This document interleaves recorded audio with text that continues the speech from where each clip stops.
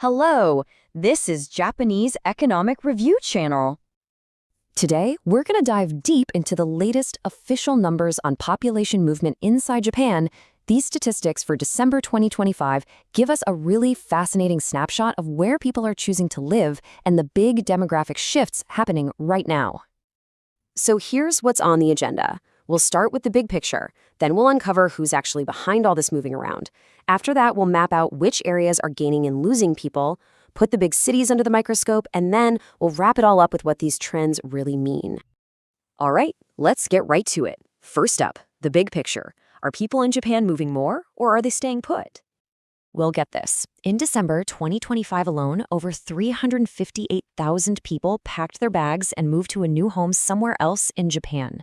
I mean, that is a whole lot of people on the move in just a single month. But a single number doesn't tell the whole story, right? What's really important is the trend. And this figure is up 2.4% compared to the very same month last year. So the key takeaway here is that internal migration is definitely on the rise. People are becoming more mobile. But that raises a really interesting question.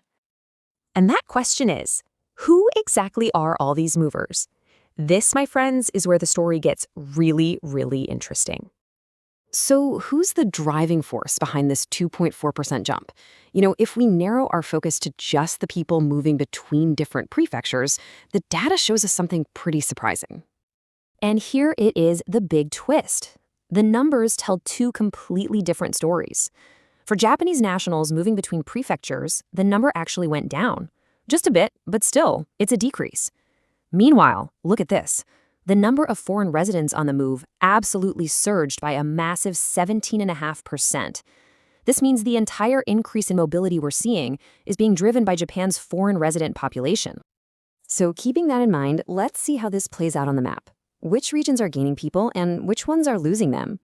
Okay, so on the winning side, Saitama is leading the charge with a net gain of over 1,600 people.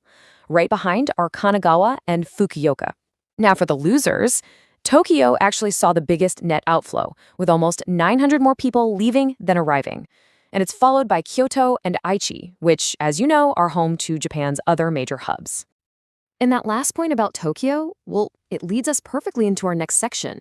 We've got to take a closer look at what's really going on in Japan's three major metropolitan areas. Now, wait a second. You're probably looking at this and thinking, didn't you just say Tokyo Prefecture was a top loser?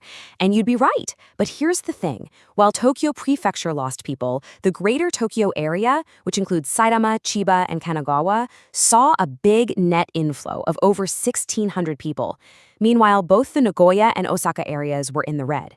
So people are still flocking to the Tokyo region, but there's a really crucial detail here. And here it is. We're calling this the Tokyo paradox. The growth isn't happening in the heart of the city. Not at all. In fact, Tokyo's central 23 wards saw a huge net loss of over 2,600 people. All the growth is happening in the suburbs. People are moving out of central Tokyo and into the wider metro area. So, let's pull all of this together. What are the big takeaways from the December 2025 data? What's the bottom line? Okay, here's the story in a nutshell. First, overall mobility within Japan is up. Second, this whole trend is being powered by foreign residents who are moving between prefectures like never before. Third, the movement of Japanese nationals has actually dipped slightly.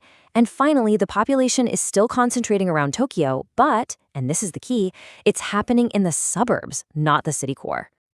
This leaves us with a pretty critical question to think about. As the Tokyo suburbs boom while other regions shrink, and as foreign residents become the main drivers of internal migration, what are the long-term consequences? What does this mean for Japan's regional economies, for urban planning, and for the very fabric of society? Thank you for watching the Japanese Economic Review. We look forward to having you with us again.